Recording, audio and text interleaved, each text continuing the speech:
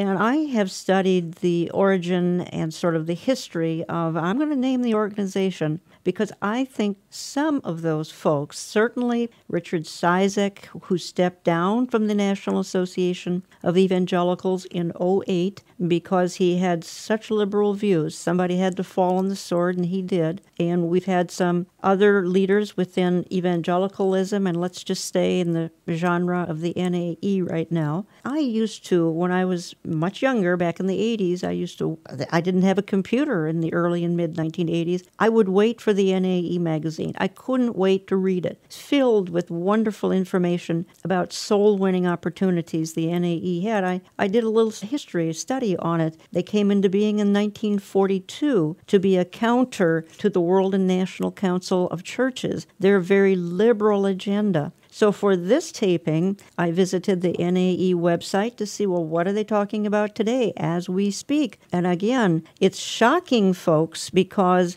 I don't see a lot on soul winning, which is why they were formed back in 1942, to be a buffer against the social gospel issues of the World and National Council of Churches on the NAE website. And my question is, and Eric, if you'd answer this when I finish my point, are folks like this a part of the new confused evangelicals when they're talking about, again, immigration? Let's have no nukes in America. How about predatory lending? The NAE calls on lenders to design loan products that do not exploit poor and vulnerable borrowers. Is that about soul winning? How about they're writing Galen Carey, who's the NAE Vice President of Government Relations, Arms Trade Treaty. And he says with the Arms Trade Treaty in place, it will be harder for unscrupulous regimes, criminals, illegals, militias, and terrorist groups to buy weapons that are often used to kill civilians. I think that's fine, but is this an evangelical cause? How about this? The NAE affirms U.S. Army prohibition of torture. Would this have been an issue in 1942 when the NAE was formed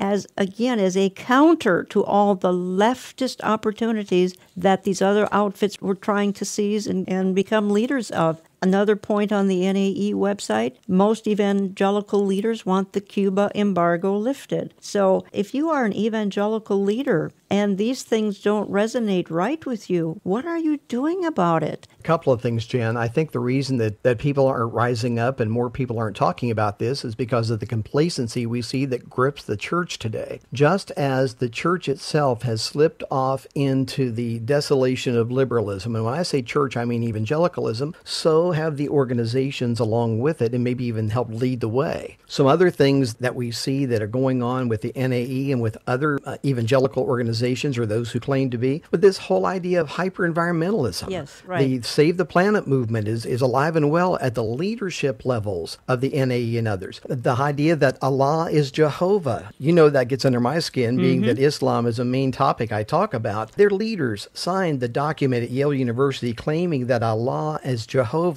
That's simply not true, and every Muslim cleric knows it. They had a board meeting at Salt Lake City, actually at Park City, Utah, to explore Mormonism, and they loaded the board with people who were already predisposed with the idea that Mormonism is actually Christianity under a different name or a more elite type of Christianity. That's the kind of stuff that's going on inside evangelical leaderships. To them, I say, shame on you. To us, I say, why don't we speak up and do something? Eric, you suggest that people look for who might be funding certain projects, such as, let's say, the Evangelical Immigration Table. NAE and other outfits have been a part of that, and you will often find George Soros and other far leftists, and folks, I mean far leftists, far leftists, doing the funding. And do you wonder why evangelical leaders don't rise up in outrage over this? And again, Eric, I'm just shocked that some of our evangelical leaders think this is okay. They sign on to the immigration table, the Evangelical Immigration Table. They don't even question who's funding it. I believe some of these leaders, Jan, are sold out to this wrong thinking. I think some of them actually are believers in it. Cizik, for example, on the environment, I believe he's really a believer in it. If God convicted him, could he back away from it and then shut off his main funding source in George Soros? I don't think so. That's the problem. When we decide to,